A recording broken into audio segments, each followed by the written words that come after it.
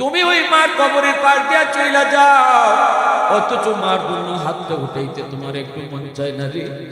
মা কবর থেকে কান্না করে কই বাজান, ওই মিশা কথা কওয়ার অপরাধে আল্লাহ আমার আটকাইছে বাজান। তুই যদি কবরের পাশে একটু দাঁড়ায় হাতটা উঠে কইতে আল্লাহ আমার আম্মারে তুমি মাফ করো, মিশা কথা কইলো আমার লাগে কইছে আল্লাহ মাফ করো বাজান, তুই হাতটা উঠে চাইতে দেরি আল্লাহ আমার আযাব মাফ করে দিতে দেরি হইতো না। নবীজি মদিনার কবর জান্নাতুল বাকির পার দিয়া নবী যাইতেছেন। নবীজির সাথে সাহাবায়ে কেরাম, আল্লাহ নবীর অন্তর চোখে আল্লাহ দেখায় দিছেন এই কবরের ভিতরে একজন যুবকের আযাব, সাপে কামড়ায়, আগুনে পোড়ায়, আর মা মা কয়ে চিৎকার করে কান্না করে। নবীজি দেখতেছেন অন্তর চোখে, সাহাবায়ে কেরাম দেখেন না। কবরের আযাব আল্লাহ মানুষে দেখায় না। মানুষে যদি আল্লাহ কবরের আযাব দেখাইতো দুনিয়াদারি বন্ধ হয়ে যাইতো।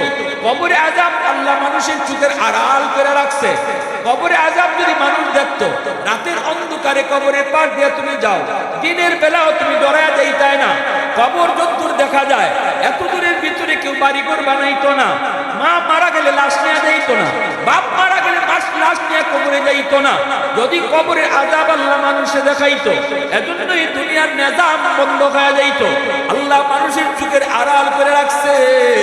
নবীকে আল্লাহ দেখাইছে কবরের ভিতরে যুবকের আযাব। আল্লাহ নবী রহমতের নবী এইবার আযাবটা দেখা মাত্রই সাহাবায়ে কেরামদেরকে বলেন, সাহাবীরা নেই এই যুবকের আযাব হইতেছে কবরে। আমি রহমতের নবী আল্লাহ দরবারে হাত উঠায় সুপারিশ করব, তোমরা আমার সাথে আমিন আমিন বলবা। সাহাবায়ে কেরাম নবীর সাথে হাত উঠাইছেন। নবীজি আল্লাহর কাছে যুবকের আযাব মাফ হয়ে যেন আল্লাহর কাছে সুপারিশ করলেন। সাহাবায়ে কেরাম আমিন বললেন, কিন্তু যুবকের আযাব বন্ধ হয় না। নবীজি আবারও হাত উঠাইছেন, আবারও সাহাবীর আমিন কইছেন, যুবকের আযাব বন্ধ হয় না। আবারও নবী হাত উঠাইছেন। এইভাবে তিনবার নবী হাত বাড়াইলেন। সাহাবায়ে কেরাম আমিন বললেন, যুবকের আযাব বন্ধ হয় না, আযাব তো বন্ধ হয় না। এবার আল্লাহ পাক রব্বুল আলামিনের কাছে নবী জানতে চাই, মালিক ও মালিক না, আমার হাতের দাম কি তোমার দরবারে কমে গেছে? আল্লাহ কয়, না বন্ধু, তোমার হাতের দাম কমে যায় নাই। গন্ডগোল হলো এই যুবকের মা এখনো দুনিয়ায় জীবিত। মা সন্তানকে মাপ দেয় নাই, কারণ এই ছেলে মারে বড় কষ্ট দিয়েছে, মারে জুলুম করেছে, মার উপরে হাত উঠাইছে, মার পিঠের মধ্যে মারছে। মরণের সময়টা তো মা তারে মাপ দিছে না। এত কষ্ট মার কলি যায়। ও বন্ধু, আমি আল্লাহ সিদ্ধান্ত নিয়েছি, যতক্ষণ পর্যন্ত তার মা তারে মাফ না দিব, আমি আল্লাহ তোমার সুপারিশ কবুল করব না। প্রশংসা করব কার? একটু আওয়াজ দিয়া কও না কার? আর একটু জোরে মালিকের নাম কার?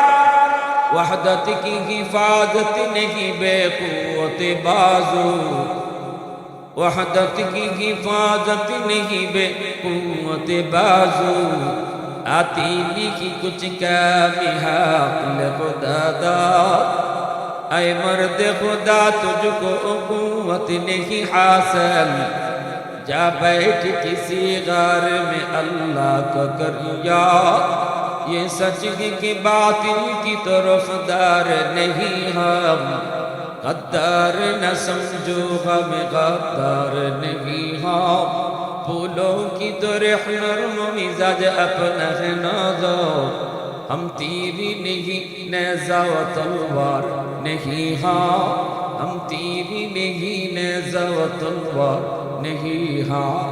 সাথে সাথে নবীজি কয়, সাহাবীরা দ্রুত যাও, তার মাকে যায় ডাক দাও, আমি নবীর সালাম পৌঁছাও। সাহাবায়ে কেরাম ওই মহিলার কাছে যায় নবীর সালাম পৌঁছায় দিলেন। নবীজির সালাম শোনা মাত্রই মহিলা নবীর দরবারে হাজির। আল্লাহর নবী বলতেছেন, মা গো, কবরটা তুমি চিনোনি? মহিলায় কয়, নবী গো চিনি, এটা হলো আমার সন্তানের কবর। আল্লাহর নবী কয়, মা, সন্তান বুঝি তোমার অনেক কষ্ট দিয়েছে, অনেক জুলুম করছে, অনেক নির্যাতন করেছে, এজন্য কবরের ভিতরে আযাব ভোগ করতেছে, আগুনে পোড়ায়, সাপের কামড় খায়, মা মা কয়ে চিৎকার করে কান্না করে। আল্লাহ আমাকে অন্তর চোখে দেখায় দিছে গো মা, আমি তার জন্য সুপারিশ করেছি, একবার নয়, দুইবার নয়, তিনবার, কিন্তু আল্লাহ আমার সুপারিশটা আল্লাহ কবুল করে নেই। আল্লাহ সাফ সাফ জানায় দিছে, মা তুমি যদি তার মাফ না করো তাহলে আযাব বন্ধ হবে না। ওগো মা, আমি নবী তোমার কাছে সুপারিশ করি, সন্তানটারে তুমি মাফ করে দাও। 10 মাস 10 দিন তুমি তারে পেটে নিছো, এই সন্তানের জন্য জীবনে কত রাত না ঘুমায় থাকছো, কত ভালো খানা নিজে না খায় সন্তানকে খাওয়াইছো, আজকে এই সন্তান কবরের মধ্যে আগুনে পুড়বে। মা গো, এটা তুমি কেমনে সইবা? দয়া করে তুমি মাফ করো, তুমি মাফ না করলে আযাব বন্ধ হবে না। আমি নবীর সুপারিশ আল্লাহ কবুল করে নেই। তাহলে কি বুঝলাম? মারে বাবারে কষ্ট দিয়া আব্দুল কাদের জিলানী, মঈনুদ্দিন চিশতিরে তোমার ঘরে আইনা যদি তুমি দাওয়াত খাওয়াও, সবাই যদি তোমার জন্য দোয়া করে, এদিকে বাপ মার কলিজায় যদি ব্যথা থাকে, হাজারো আব্দুল কাদের জিলানীর দোয়া কবুল হবে না। কারণ নবীর দোয়া যেখানে কবুল হয় নাই, হাজারো জিলানী নবীর পায়ের ধুলার সমানো না। আরো জোরে কও ঠিক কিনা? সারা দুনিয়ার মানুষ তোমার উপরে খুশি, কিন্তু মা খুশি না, বাবা খুশি না, আল্লাহ তোমার উপর খুশি না। রাদার রাব্বি ফি রাদাল ওয়ালিদাইন ওয়া সাকাতুর রাব্বি ফি সাকাতিল ওয়ালিদাইন। বাপ মা খুশি তো আল্লাহ খুশি, বাপ মা নারাজ তো আল্লাহ নারাজ। নবীজি এবার যদি বলেন না তুমি তোরে মাফ করে দাও, মহিলা তখনই মাথাটা নিচের দিকে দিয়ে দিল, চোখটা আর নবীর দিকে তাকায় না, মাথাটা নিচের দিকে দিয়ে মা কিছুক্ষণ নিচে তাকায় আর নবীর দিকে তাকাইলো। দেখা যায় মার চোখ দিয়ে দর দর করে পানি পড়ে। মাই কান্দে আর গো নবী গো, আমি আরে মাফ করবো না গো নবী, আমার পিঠে এখনো মাইরের দাগ আছে। নাউজুবিল্লাহ কইতে আরো জোরে কও। বউয়ের কথায় আমি মারে এমন মাইর মারছি গো নবী, প্রতি রাত আমারে মারতো, প্রতি রাত আমারে মারতো, মরার আগের রাতটা তো আমারে মারছে। এজন্য আমি এর মাপ দিব না, মাপ দিব না, এখন আমার পিঠে মাইরের যন্ত্রণা আছে। আল্লাহর নবীর চোখ দিয়ে দর দর করে পানি পড়ে, নবীও কান্দে। এইবার নবী টেনশনে পড়ে গেলেন, যুবককে কেমনে নবী মাফ করাইবেন? তিনি তো রহমতের নবী, রহমতের নবী তো এইভাবে পাশ দিয়ে যেতে পারেন না, একটা না একটা ব্যবস্থা তো করতেই হয়। সাথে সাথে নবী আল্লাহর কাছে আবদার করে, মালিক একটা আবদার করি, এটা তুমি অন্তত রাখো। আল্লাহ কই কি আবদার করো? নবী কই, মালিক আমারে তুমি যেইভাবে কবরের আযাবটা দেখায় দিছো, এইভাবে তার মারেও তুমি দেখায় দাও। কারণ আমি নবীর মন বলি, মা যদি নিজের চোখে সন্তানের কষ্ট দেখে, তাহলে মার দিল নরম হয়ে যাবে। আল্লাহ পাক কই, দোস্ত তোমার এই সুপারিশটা আমি কবুল করলাম। আল্লাহু আকবার জোরে কও। সাথে সাথে মার চোখের সামনে আল্লাহ পাক রব্বুল আলামিন ওই কবরে আযাবের দৃশ্যটা আমার চোখের সামনে আল্লাহ তুলে ধরলেন। এখন নবীও দেখতেছে, মায়ও দেখে। সাহাবীরা আযাব দেখে না, কিন্তু নবী দেখে আর মা দেখতেছে। মা যেই মাত্র দেখছে সন্তানের কবরে আযাব হয়, আর মা মা কয়ে চিৎকার করে কান্দে। সাথে সাথে মার কলিজার মধ্যে গিয়ে লাগছে। কারণ পৃথিবীতে বাপ সন্তানের সাথে মার এমন একটা রক্তের সম্পর্ক। যুবক, বিদেশ বাড়িতে সন্তান যদি মারা যায়, দুনিয়ার কেউ না জানলেও সবার আগে মায় টের পায়। আওয়াজ দেয়া কো ঠিক কিনা? এটা রক্তের বাঁধন, এটা রক্তের বাঁধন, এটা টেলিফোন লাগে না, এই সম্পর্কের মধ্যে কোনো কানেকশন লাগে না, এটা অদৃশ্য কানেকশন। আল্লাহু আকবার। মা যেই মাত্র দেখছে যুবকের কবরের ভিতরে আযাব, সাথে সাথে মা দিলটা নরম হয়ে গেছে। এমনি মা চিৎকার দেয়া কই, নবী গো, আমি তো বুঝি নাই আমার সন্তান এত কষ্টে আছে গো নবী। কেমনে আমি মারে মা মা কয়ে ডাকতেছে। ওগো নবী, আমার দিলের ভিতরে যত ব্যথা ছিল সব আমি ভুলে গেছি। সাথে সাথে আল্লাহ যুবকের আযাব আল্লাহ বন্ধ করে দিছে। এজন্য বলি যুবক, এই দুনিয়াতে বহু সন্তান মারে বাবারে কষ্ট দিয়ে নগদ শাস্তি পাইছে। করাচির হযরত হাকিম আখতার সাহেব করাচির মসজিদে নামাজ পড়েন, যুবকের হাত বাঁধা কাপড় দিয়া নামাজ বড় সুন্দর করে পড়লো। করাচির হযরত যুবক, সুন্দর করে নামাজ পড়েছো কিন্তু হাত কাপড় দিয়ে ফেসানো কেন? যুবক কই, হুজুর আমার হাতের মধ্যে ফসা, দুর্গন্ধ বের হয়, কাপড় দিয়ে যদি পেঁচায় যারা কি কেউ টিকতে পারবে না। আল্লাহর ওলি কই, তাহলে ডাক্তার দেখাও না কেন? হুজুর সব ডাক্তার দেখানো শেষ, কেউ রোগ ধরতে পারে না, ফসা খালি উপরে উঠতেছে, হাত পুরা হাত হয়ে যেতেছে, বাচ্চা অ্যান্টিবায়োটিক হাই অ্যান্টিবায়োটিক দেয় কিন্তু রোগ বালা হয় না। হুজুর কয়, তাহলে ঘটনা কি? কয়, হুজুর ডাক্তারি রোগ ধরতে পারছে না, আমি আমার রোগ ধরে ফেলাইছি। এই কইয়ে ওই যুবক কান্না শুরু করে দিছে। আমি আমার মার গর্ভে একমাত্র সন্তান, আমার জন্মের কিছুদিন পরে আব্বা মারা গেছেন। মা মানুষের বাড়িতে কাম কাজ কইরা কারো কাছ থেকে ধার ঋণ আইনা আমারে পড়ালেখা করাইছে। আমি কলেজে গিয়া ভার্সিটিতে গিয়া সুন্দরী একটা মেয়েকে বিয়ে কইরা, শিক্ষিত মেয়ে বিয়ে কইরা, বড় লোকের মেয়ে বিয়ে কইরা লই আইছি বাড়ি। আমার আম্মা কইতেছে, বাজান রে, বড় লোকের মেয়ে বাড়িতে নিয়ে আইছো। আমি গরিবের মারে মা কইয়া ডাকতো না। আমি কইছি, না মা টেনশন করো না, ভয় নাই, সে খুব ভালো মানুষ, ভালো ঘরের ফুরি, ভালো সংসারের ফুরি। ভালো করে মনে রাখবেন, বিয়া শাদীর ব্যাপারে, বিয়া শাদীর ব্যাপারে ফাইলাম দিকে উফরে যাই গিয়া এটা কইরো না। মাতে না বাবু, ফাইলাম দিকে উফরে দেব, লন্ডনের দিকে ফাল দিও না। বিয়া এটা ডং না, এটা খেলা না। বিয়ার সাথে সারা জীবনের সুখ শান্তি করি। ওই তোমার ঘর জান্নাতের টুকরো, ওই পর নিলে জাহান্নামের টুকরো। লন্ডনে সুখ দিত না, লন্ডনে আরাম দিত না, শান্তি দিত না। বউ যদি তেরা বেড়াও, বউ যদি আর তেরা বেড়া তো তুমি খুঁজবা, তুমি যদি তেরা বেড়া খুঁজো তো তেরা বেড়া ভাইবা। গিয়া যদি খাও গান কয়টা জানো, নাইস জানো নি, তেল না শুনলে বেরিয়ে ফেল।